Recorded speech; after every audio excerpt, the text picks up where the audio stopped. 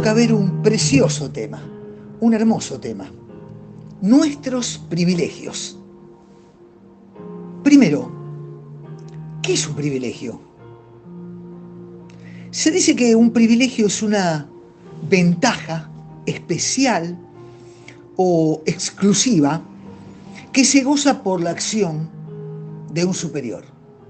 Y esta definición de la palabra privilegio se puede aplicar perfectamente a lo que ha hecho Dios en nuestra vida, porque Él nos ha colmado de bendiciones, porque es Dios, el ser superior.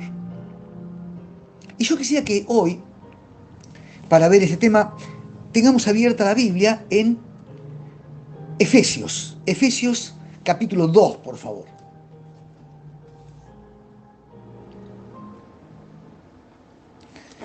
Dice allí la escritura: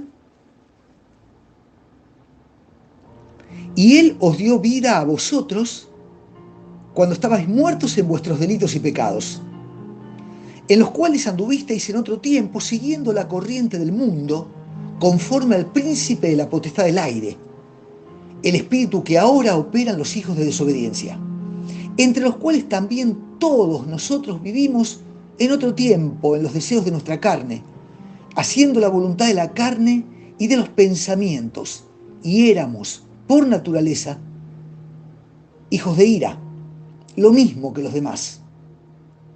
Pero Dios, que es rico en misericordia, por su gran amor con que nos amó, aun estando nosotros muertos en pecados, nos dio vida juntamente con Cristo. Por gracia sois salvos. Hasta aquí nomás la lectura por ahora. El título de este capítulo 2 en mi Biblia dice: salvos por gracia. Fíjese usted en la suya. Salvos por gracia. Y querido, nuestro primer gran privilegio es ser salvos por gracia. La gracia divina es el gratuito e inmerecido amor y favor que Dios se digna tener y ejercer sobre el pecador. Y por supuesto que se manifiesta en el plan de salvación por medio de Jesucristo. Es solamente por la libre gracia de Dios, por lo que usted y yo abrazamos en un momento de nuestra vida los ofrecimientos de la misericordia y nos apropiamos de las bendiciones compradas por la sangre del Señor Jesús. Vamos a ver algo de eso hoy. La gracia de Dios no fue pensada por Él, sino que fue un acto espontáneo y es inmerecida para nosotros.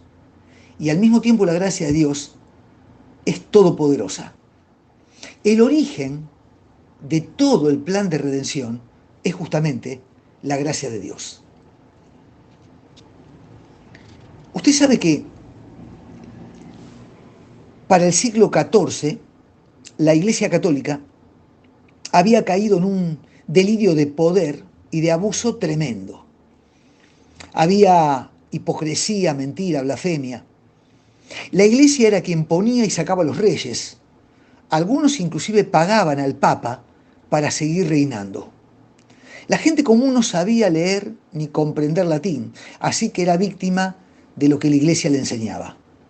Estaba prohibido leer la Biblia, y de hecho había muy pocas escrituras, muy pocas traducciones. Pero la Iglesia, ¿qué es lo que hace?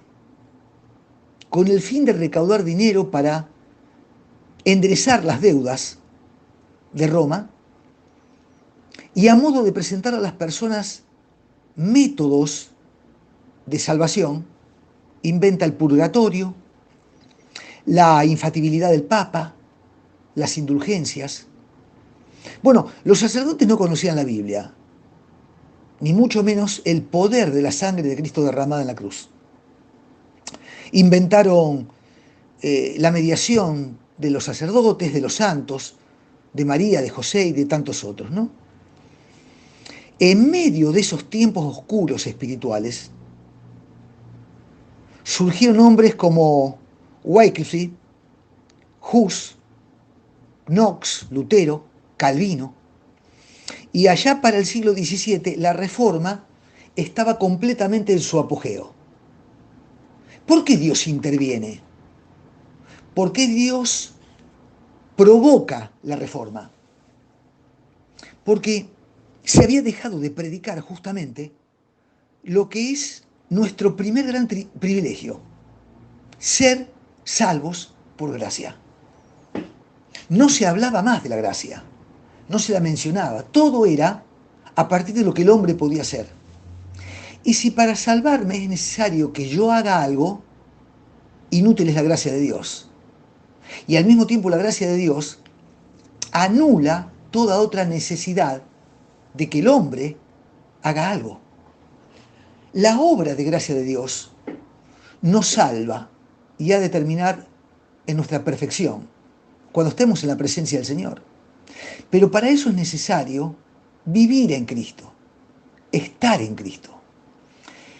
Cuando vivimos en Cristo y cuando le obedecemos y buscamos su presencia en nuestra vida, no solamente estamos disfrutando de la gracia que nos ha salvado, sino que la gracia manifiesta su poder vivificante en tu corazón y en el mío.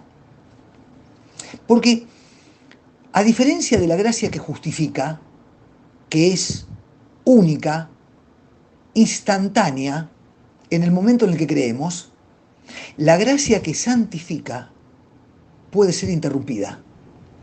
Si vivimos en la carne interfiere con la vida del Espíritu.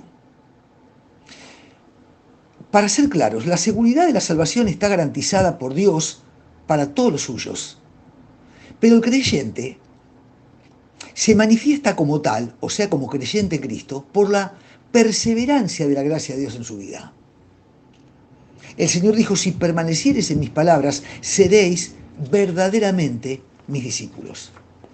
Ahora, nosotros, por gracia, hemos muerto al pecado. Efesios 2.1, lo hemos leído. Estábamos muertos en nuestros delitos y pecados.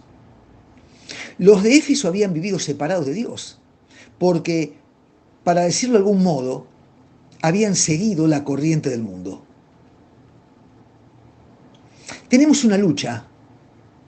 Aunque no podemos ver a nuestro enemigo existe. Nuestro enemigo busca que aunque somos salvos por gracia, no se manifieste la gracia en el poder vivificante en tu vida y en la mía. Y que vivamos vidas oscuras, siendo salvos, pero vidas oscuras. Lo que Pablo quiere enseñar, que estábamos dominados por una naturaleza que era la naturaleza pecaminosa. Estábamos muertos en delitos y pecados. Lo que quiere aclarar es que eso ya no debe ser una constante en nuestra vida. El versículo 4 que leímos es maravilloso. El versículo 4 dice, pero Dios, que es rico en misericordia. Pero Dios, que es rico en misericordia.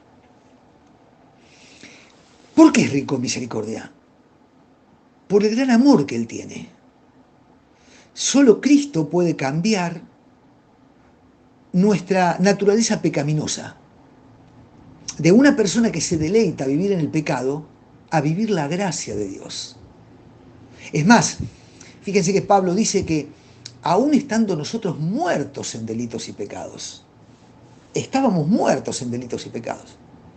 Y no tenemos que estar limpios para ir a Cristo, tenemos que ir cuando estamos realmente necesitados de Él.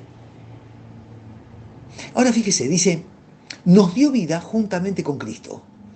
Y juntamente con Él nos resucitó y asimismo nos hizo sentar en los lugares celestiales. Versículos 5 y 6. Es maravilloso porque Pablo está seguro de nuestro reinado eterno. Por eso lo considera como algo que ya ha tenido lugar. Y es hermoso ver también que nuestra vida, vivida en la gracia de Dios, traerá gloria en los siglos venideros. Tal vez esto se refiere a toda la historia de la Iglesia, donde los incrédulos pueden ver la vida transformada de los creyentes. Puede que sea así. Pero Puede ser también que Pablo esté señalando cierto día en el futuro, cuando toda la humanidad sin Cristo podrá ver lo que la misericordia y la gracia de Dios hicieron con los creyentes, salvándolos para siempre. Y considero también que puede significar esto de los siglos venideros, que por toda la eternidad la iglesia redimida junto a los ángeles de Dios van a experimentar el gozo de ver lo que Dios por gracia fue capaz de ser por los siglos venideros, por siempre jamás. Insiste, porque por gracia sois salvos. Aclara además también, ¿no?, que somos su poema, somos hechura suya. Y esto es interesante verlo, aunque sea rápidamente, porque Dios nos salvó para que seamos su poesía. Esto, además de una expresión romántica y simpática, debiera conducirnos a pensar que Él espera con nosotros contar como en una poesía o en una narración espiritual lo que la gracia de Dios es capaz de hacer. Porque, hermano, Dios nos salvó para evitarnos el castigo. Pero limitar a eso la gracia de Dios es un pensamiento feliz pero incompleto. Dios nos salvó para que vivamos en buenas obras. Y es maravilloso también considerar que la gracia nos reconcilió por medio de la sangre de Cristo derramada en la cruz. Fíjese, versículo 13. Pero ahora en Cristo Jesús, vosotros que en otro tiempo estabais lejos, habéis sido hechos cercanos por la sangre de Cristo. La sangre de Cristo fue el método, hermano, fue el medio, fue la manera. Dice el 14, porque Él es nuestra paz, que de ambos pueblos hizo uno, derribando la pared intermedia de separación, aboliendo en su carne las enemistades, la ley de los mandamientos expresado en ordenanzas, para crear en sí mismo, de los dos, un solo y nuevo hombre, haciendo la paz, y mediante la cruz reconciliar con Dios a ambos en un solo cuerpo, matando en la cruz las enemistades. Esto es hermoso. Por un lado se nos presenta a los hebreos y a los gentiles.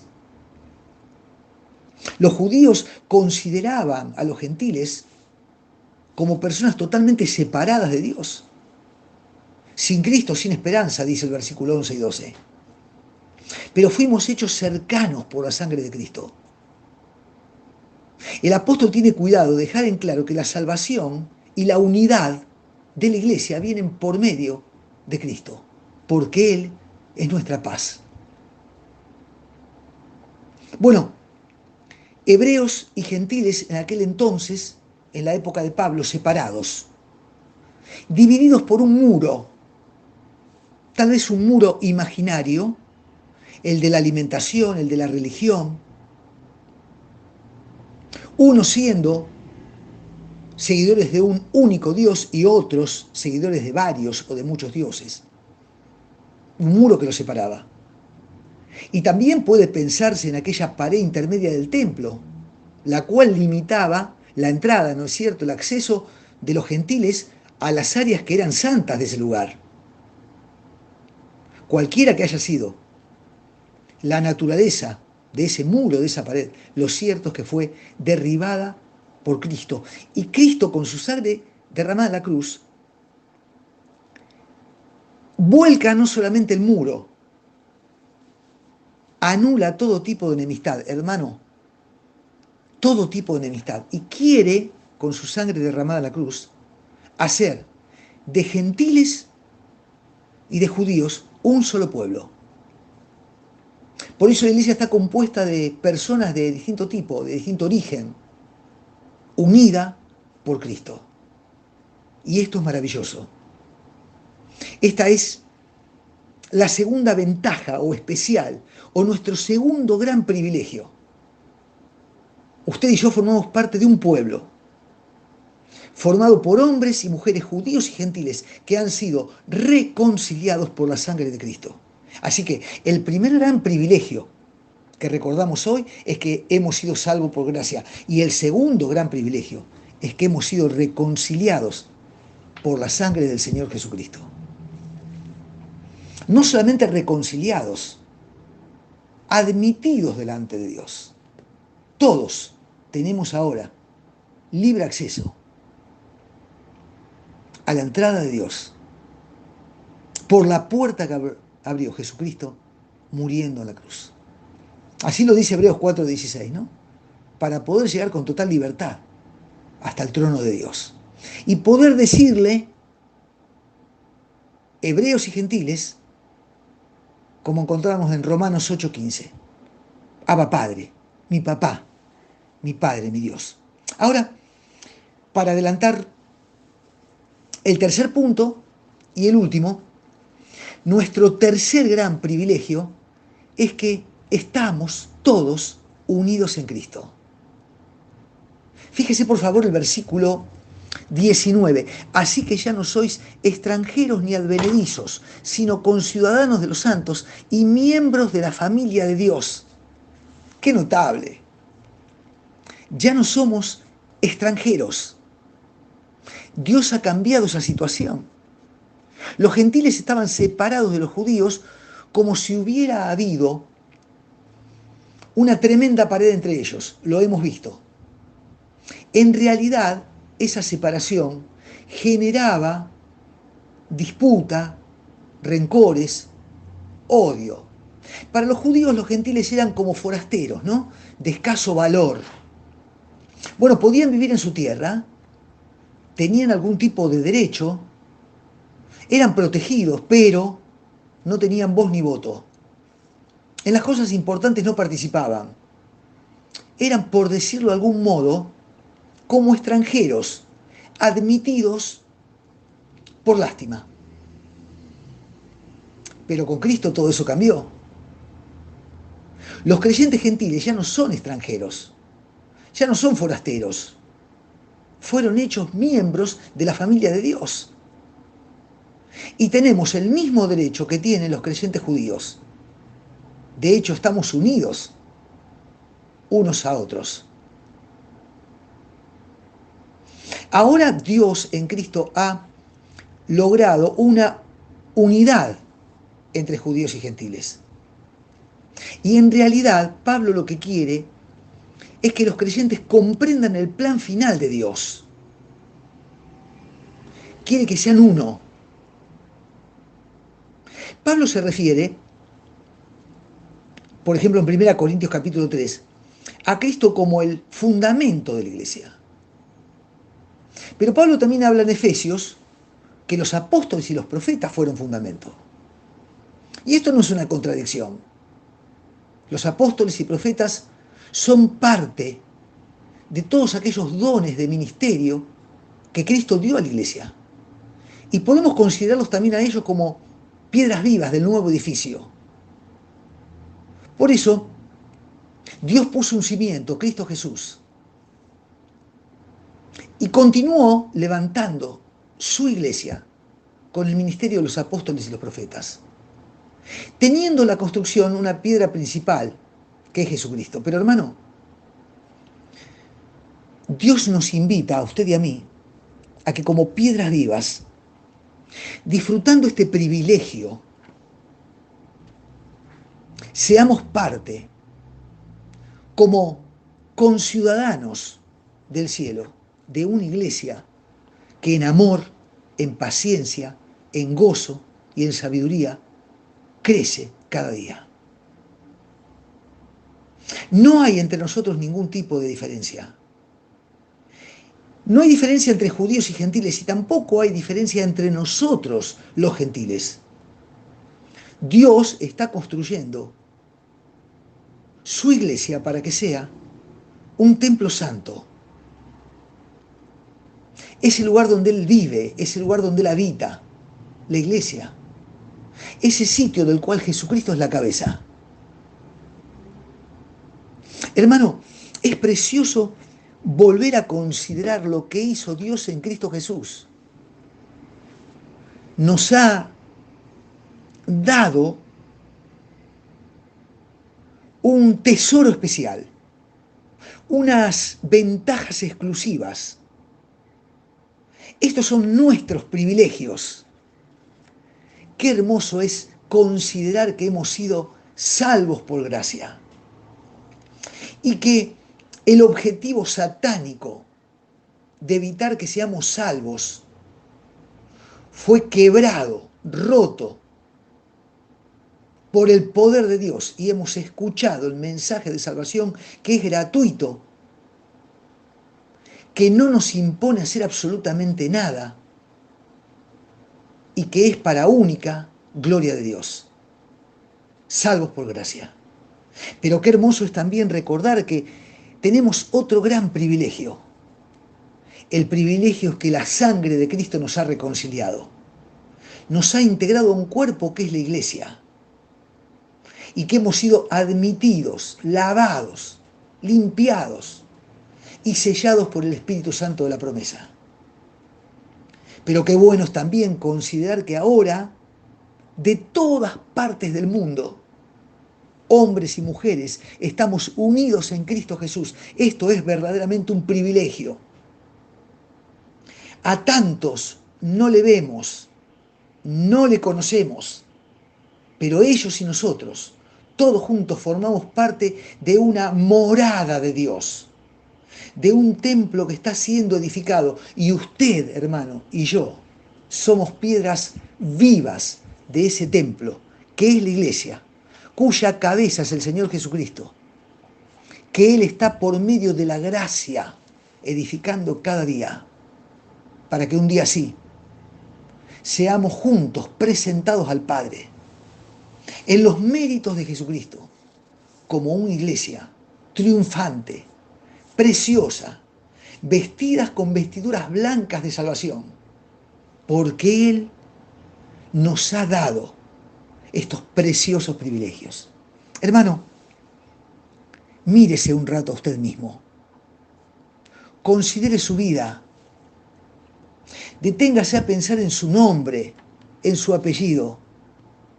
Usted, salvo por gracia, usted, habiendo sido reconciliado con Dios por medio de la sangre de Cristo, usted, unido a la iglesia, conciudadano de los santos, ya no un extranjero ni advenedizo, un hombre o una mujer, un hermano o una hermana, que junto con tantos forma parte de esa edificación para morada de Dios que es la iglesia.